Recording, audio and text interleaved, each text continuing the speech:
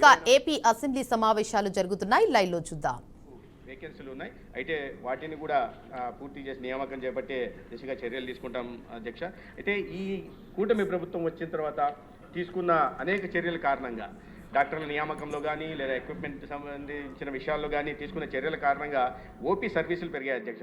చిన్న ఉదాహరణ ఏంటంటే 2023-24లో 82,550 ఓపీ సర్వీసులు జరిగితే సీతంపేట ఆసుపత్రిలో, ఏరియా హాస్పిటల్లో 2024-25లో అది కాస్త పెరిగి 88,297. అంటే ఒక సంవత్సరంలోనే 6,000 ఓపీ సర్వీసులు పెరిగాయి అధ్యక్ష. ఎందుకంటే కూటమి ప్రభుత్వం గిరిజన ప్రాంతాల్లో, అక్కడ మారుమూల ప్రాంతాల్లో మెరుగైన వైద్య సేవలు అందించాలనే లక్ష్యంతో చేస్తున్న ప్రయత్నాల కారణంగా ఈ ఓపీ సేవలు పెరగడం జరిగింది. డయాలసిస్ సెంటర్ గౌరవ ఆనాడు ఆ రోజు లేరు, ఇటీవల ఎస్కోటలో కూడా ఒక డయాలసిస్ సెంటర్ని ప్రారంభించడం, అదేవిధంగా వర్చువల్గా సీతంపేటలో కూడా 5 పడకలను అదనంగా చేర్చిన విషయాన్ని మీ ద్వారా గౌరవ శాసనసభ్యులు గారికి తెలియజేస్తున్నాం. ఇటీవల ఈ జనవరి నెలలోనే చేయడం జరిగింది అధ్యక్ష. అయితే ఇక్కడ మరింత సేవలు విస్తృతపరచడానికి తీసుకోవాల్సిన చర్యలన్నీ తీసుకోవడం జరుగుతుంది అధ్యక్ష. ధన్యవాదాలు అధ్యక్ష. క్వశ్చన్ నెంబర్ 1318 గనుల శాఖ మంత్రి గారు.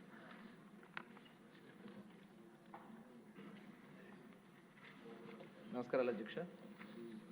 ఏ ప్రశ్నకి సమాధానం atomic minerals director for enforcement and research AMD అన్వేషణ ఆధారపడి దాదాపు 102 మిలియన్ టన్నుల నిల్వలతో రాష్ట్ర ప్రభుత్వం 7,762 హెక్టార్లో 8 బీచ్ ఇసుక ఖనిజ బిఎస్ఎం కలిగి ఉన్న ప్రాంతాలను గుర్తించింది. వివరాలు సభా సమక్షంలో అనుబంధం 1గా ఉంచడం అయింది అధ్యక్ష.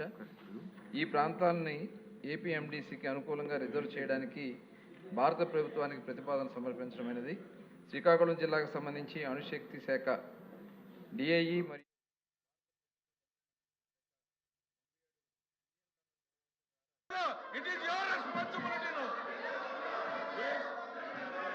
ఈ ప్లే కార్డులు కానీ ఈ దేవుడి బొమ్మలు కానీ చేయని అనుమతి లేదు, చేయని అనుమతి లేదు. Please please the house is exam for 10 minutes.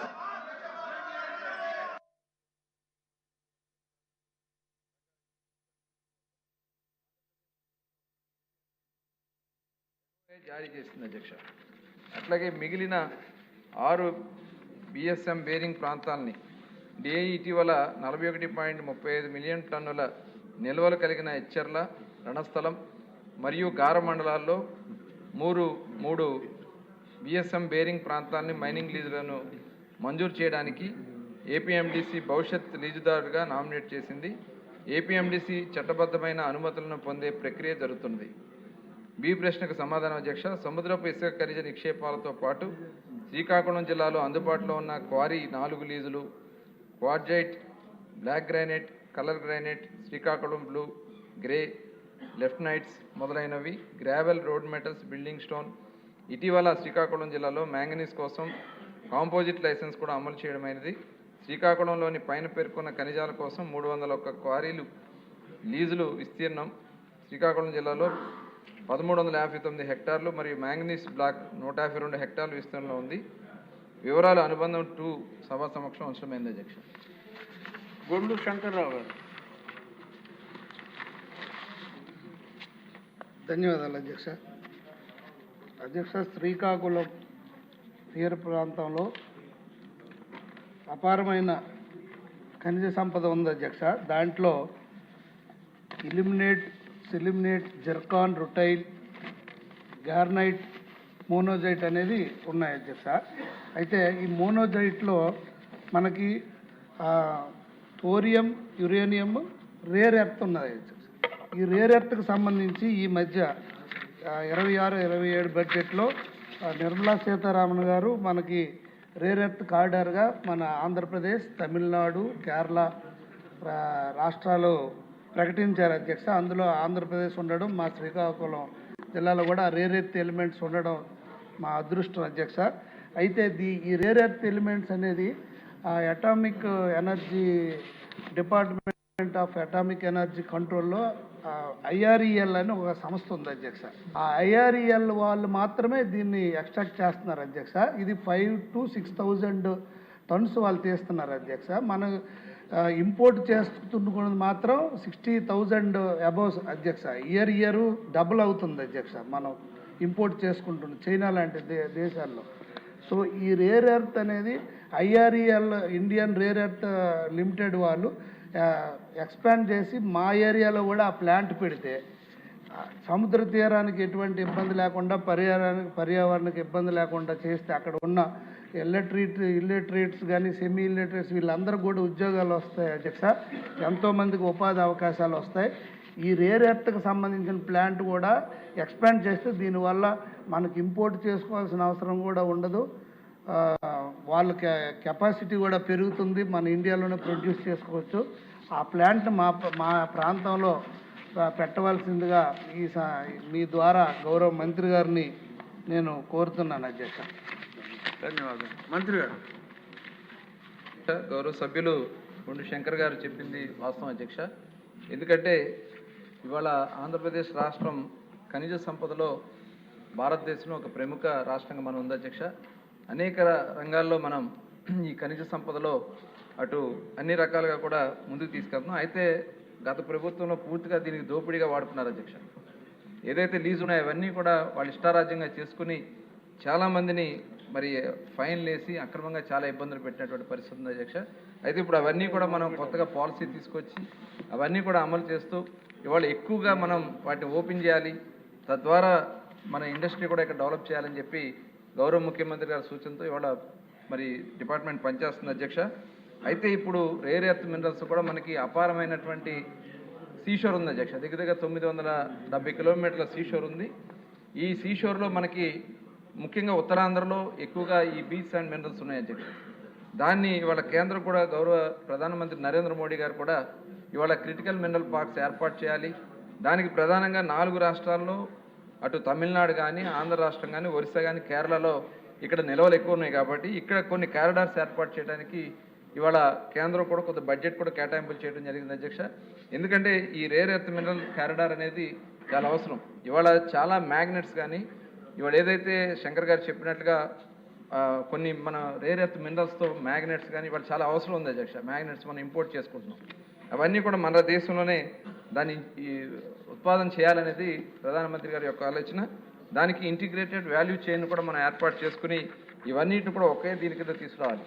ఈ నల్ల బంగారం అంటారు అధ్యక్ష దీన్ని. ఎందుకంటే ఈ సముద్ర తీరంలో ఉండేదంతా ఆ బ్లాక్స్ అండ్ బీచ్ శాండ్స్ ఏమున్నాయో దాంట్లో ఒక బంగారం కన్నా కూడా విలువైనటువంటివి దాంట్లో ఉన్నాయి. ఈ మోనోజైట్ ఏదైతే ఉందో అయస్కాంతం కోసం నీడామియం, ప్రిమియాడియం వంటి అరుదైన భూములు మూలం అధ్యక్ష. దీనికి ఇలినైట్ ఏదైతే ఉందో టైటానియం మూలం. ఇది ఏరోస్పేసెస్కి సంబంధించి, డిఫెన్స్కి సంబంధించి కూడా ఈ ఇలిమినైట్ అండ్ రూటేజ్తో చేసుకోవడానికి అవకాశం ఉంది అధ్యక్ష. అలాగే జిర్కాస్ సిరామిక్స్ మరియు న్యూక్లియర్ ఎనర్జీకి ఉపయోగపడుతుంది అధ్యక్ష. గార్నెట్ అండ్ సిల్వినైట్ పారిశ్రామిక రాపిడికి ఇది చాలా ఉపయోగపడుతుంది. ఇలాంటివి మన రాష్ట్రంలో మనం ఏర్పాటు చేసుకోవడం ద్వారా వాల్యూ ఎడిషన్ కూడా మనం చేసుకోవడం ద్వారా అటు ఎంప్లాయ్మెంట్ క్రియేట్ చేయొచ్చు, కొత్త పరిశ్రమలు రావడానికి అవకాశం ఉంటుంది. తద్వారా మనకి ఖనిజ సంపద మన రాష్ట్రానికి రావాల్సినటువంటి ఆదాయం, కేంద్రానికి రావాల్సినటువంటి ఆదాయం కూడా ట్యాక్సెస్ ద్వారా మనకు వచ్చేదానికి అవకాశం ఉంది. దీని మీద ప్రధానంగా దృష్టి పెట్టడం కూడా జరిగింది అధ్యక్ష.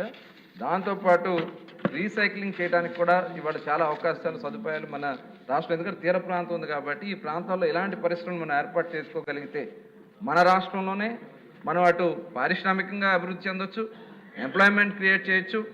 ఏదైతే బయట ప్రాంతాలకు వెళ్ళి అక్కడ వాళ్ళు చేసుకునే బదులు అవన్నీ కూడా ఇక్కడ ఏర్పాటు చేయడానికి ముఖ్యమంత్రి గారు కూడా మరి దీని మీద ఒక ప్రోగ్రాం కూడా మేము తీసుకున్నాం అధ్యక్ష.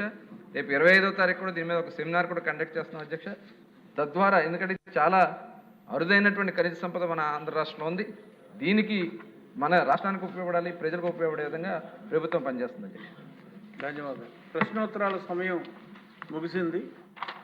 ఇప్పుడు రూల్ నెంబర్ 74 ప్రకారం చర్చ గౌరవ MSME శాఖ మార్చులు కొండపల్లి శ్రీనివాస్ గారు ప్రకటన చేస్తారు. ధన్యవాదాలు అధ్యక్ష. ముఖ్యంగా ఈ ప్రశ్న గౌరవ శాసనసభ్యులు శ్రీ బూర్ల రామాంజనేయులు గారు అడిగారు. ప్రత్యేకించి ఆయన నేను ధన్యవాదాలు తెలియజేసుకోవాలి. ఎందుకంటే గతంలో ఆయన ఒక పంచాయతీరాజ్ కమిషనర్ గారు చేశారు, కలెక్టర్ గారు చేశారు, అలాగే డ్వాక్రా సంఘాలకి జిల్లా అధికారిగా PDDRDగా కూడా పనిచేశారు అధ్యక్ష. ఆయనకి పూర్తిగా గత గవర్నమెంట్లో ఎటువంటి పరిస్థితి డ్వాక్రా సంఘాలకు వెళ్ళింది, ఏ రకమైనటువంటి ఇబ్బందులు వెళ్ళాయి అనేది పూర్తిగా నాలెడ్జ్ ఉండడం బట్టి ఆయన ఈ ప్రశ్న అడగడం, ప్రత్యేకంగా సభకి తెలియజేయడం, సభ ద్వారా ప్రజలకు తెలియజేయడం అనేది ప్రత్యేకంగా ధన్యవాదాలు తెలియజేసుకుంటూ, మనందరికీ తెలుసు అధ్యక్ష, డ్వాక్రా సంఘాలు 1995 నుంచి 2004 మధ్య కాలంలో ఇప్పటి ముఖ్యమంత్రి వర్యులు శ్రీ నారా చంద్రబాబు నాయుడు గారి నాయకత్వంలో దేశంలో ఎలాగా డ్వాక్రా సంఘాలు నెలకొల్పాలి, ఏ రకంగా నాంది పలకాలి అనేదానికి ప్రత్యేకించి మన రాష్ట్రం ఒక ఆదర్శపూర్వమైనటువంటి కార్యాచరణ చేయడం జరిగింది అధ్యక్ష. ప్రధానంగా ఎస్హెచ్జి డ్వాక్రా సంఘాల్లో మహిళల్ని ఏ రకంగా కలిసికట్టుగా పనిచేయాలి, ప్రజా సమస్యలు ఏ రకంగా పరిష్కారం చేయాలి, వాళ్ళ కుటుంబ సమస్యలు ఎలాగా పరిష్కారం చేయాలి, వాళ్ళకి మైక్రో ఫైనాన్స్ని దూరం చేసి బ్యాంక్ లింకేజ్ ఏ రకంగా కల్పించాలి, ఇవన్నీ కూడా ఫార్ములేషన్ అనేది 1995 నుంచి 2004 వరకు జరిగింది అధ్యక్ష. దాన్ని పెద్దగా నాంది పలికి దేశమంతా కూడా ఈరోజు ఎస్హెచ్జి మూవ్మెంట్ అని ప్రతి రాష్ట్రం కూడా అడాప్ట్ చేసుకుంది. ముఖ్యంగా ఈ డిపార్ట్మెంట్ పేదరిక నిర్మూలన కోసం అనేకమైనటువంటి విధి విధానాలు క్రియేట్ చేసి అనేకమైనటువంటి కన్వర్జెన్స్ కూడా ఈ డిపార్ట్మెంట్ చేయడం జరుగుతుంది అధ్యక్ష. మరీ ముఖ్యంగా ఈరోజు రాష్ట్రంలో డ్వాక్రా సంఘాల ద్వారా సుమారు 92,000 కోట్ల రూపాయలు రుణాల రూపంలో, బ్యాంక్ లింకేజ్ రూపంలో ప్రజల వద్దకు, గ్రామీణ మహిళల వద్దకు వెళ్తుంది అధ్యక్ష. ముఖ్యంగా నేను ఈ సభ ద్వారా తెలియజేసింది ఏంటంటే, గత గవర్నమెంట్లో మహిళల తాలూకా అమౌంట్ ఏదైతే ఉందో దాన్ని పూర్తిగా దుర్వినియోగం చేయడం అనేది ఖచ్చితంగా నేను చెప్పగలుగుతాను అధ్యక్ష. గతంలో ఎప్పుడూ కూడా సభ అనేది ఎస్హెచ్జి మీటింగ్ అనేది పెట్టుకోవడం జరిగేది అధ్యక్ష. ఆ మీటింగ్ సరిగ్గా పెట్టకపోవడం వల్ల సభ్యులు కట్టినటువంటి అమౌంట్ మీటింగ్ రికార్డ్స్ అవ్వకపోవడం వల్ల చాలా అమౌంట్ కూడా వాళ్ళకి బ్యాంక్లో క్రెడిట్ అవ్వకపోవడం వల్ల మళ్ళీ అదే సభ్యుడు అమౌంట్ మళ్ళీ కట్టాల్సిన పరిస్థితి ఉండేది.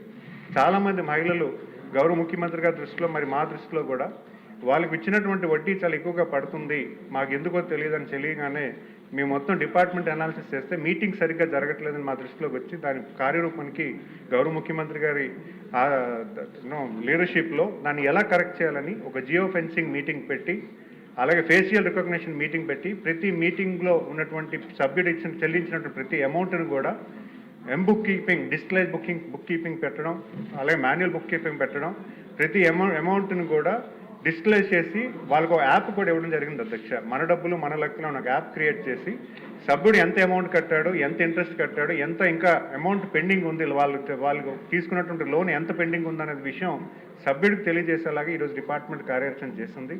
గత గవర్నమెంట్లో 2023-24 కాలంలో కేంద్ర ప్రభుత్వం ఒక ఎస్హెచ్జి గ్రూప్కి 10 లక్షల నుంచి 20 లక్షలు చేయడం జరిగింది అధ్యక్ష. అంటే ఒక 10 లక్షలు లిమిట్ ఉన్నది 20 లక్షలు సడన్గా డబుల్ చేయడం వల్ల చాలామంది ఈ లోన్స్ రెన్యూవల్లో చాలా లోన్స్ ఎక్కువ మంది తీసుకున్నారు అధ్యక్ష. ఆ లోన్స్ తీసుకునే విధానంలో సభ్యులకు తెలియకుండా చాలామంది లోన్స్ తీసుకున్నారు. అది నాయకుల దగ్గరికి వెళ్ళింది, లేకపోతే ఇతర సభ్యుల దగ్గరికి వెళ్ళడం జరిగింది అధ్యక్ష. ఖచ్చితంగా ఫండ్స్ అనేవి సభ్యుని నోటీసులో లేకుండా వాళ్ళు తీసుకోవడం అనేది చాలా దురదృష్టకరం. అది కట్టడి చేయడానికి ఈరోజు ఈ విధి విధానాలు పెట్టడం వల్ల సభ్యుడి నోటీసులో పూర్తిగా ఆధార్ కార్డు లింక్ చేసి, ఆధార్ కార్డులో సభ్యుడి నోటీసులో ఎంత లోన్ వాళ్ళు తీసుకున్నారు, ఎంత లోన్ వాళ్ళకి కడుతున్నారు అనే విషయాన్ని కూడా పూర్తిగా నాలెడ్జ్ వచ్చే దశగా ఈరోజు డిపార్ట్మెంట్ చర్యలు తీసుకుంది. ఆ దశగా పనిచేస్తున్నాం అధ్యక్ష. మరి అలాగే రెండో విషయం వచ్చి బోగస్ గ్రూపుల అధ్యక్ష. ఈరోజు డిపార్ట్మెంట్లో వచ్చిన తర్వాత మాకు మాజీ శాసనసభ్యులు పిఠాపురం వరం గారు వచ్చి ప్రత్యేకించి బోగస్ గ్రూపుల గురించి మీరు అధ్యయనం చేయాలి, చాలామంది గ్రూప్స్ బోగస్ గ్రూప్ క్రియేట్ చేసి ఉన్నతాధికారులతో మమేకమై బ్యాంకర్లతో మాట్లాడుకొని ఒక గ్రూప్ వ్యాలిడిటీ లేకుండా అనేక బోగస్ గ్రూపులు క్రియేట్ చేసి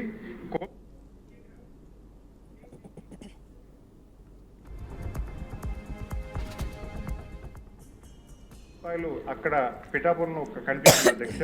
సో దానికి మేము ప్రత్యేకించి డిపార్ట్మెంట్తో బ్యాంకర్స్తో మాట్లాడి ప్రతి బోగస్ గ్రూప్ వ్యాలిడేషన్ చేసి ఏవైతే బోగస్ గ్రూపులు ఉన్నాయో అవన్నీ కూడా కట్టడి చేసి నిర్మూలన చేయడం జరిగింది. అలాగే డూప్లికేట్ గ్రూప్స్ ఏవైతే ఉన్నాయో, ఒక సభ్యుడు ఒక గ్రూప్లోనే ఉండాలి, 2-3 గ్రూపుల్లో ఉంటే వాటిని కూడా మేము కట్టడి చేసి ఆధార్ లింక్డ్ ఎస్హెచ్జి గ్రూప్ కింద క్రియేట్ చేసి బ్యాంకర్స్కి కూడా ఒక లాగిన్ ఇవ్వడం కూడా జరిగింది అధ్యక్ష. ఎవరైనా సభ్యురాలు లోన్ అప్లై చేస్తే బ్యాంకర్స్ ఆ ఎస్హెచ్జి ఐడి వ్యాలిడిటీ చేసుకొని లోన్ ఇవ్వడం అనేది జరుగుతుంది అధ్యక్ష. ఇది కూడా చేయడం వల్ల బోగస్ ప్రూఫ్ల వాళ్ళకి లోన్ ఇచ్చే పరిస్థితి బ్యాంకర్స్కి ఉండదు అధ్యక్ష. దాన్ని కూడా మీకు కట్టడి చేయడం జరిగింది అధ్యక్ష. మరి అలాగే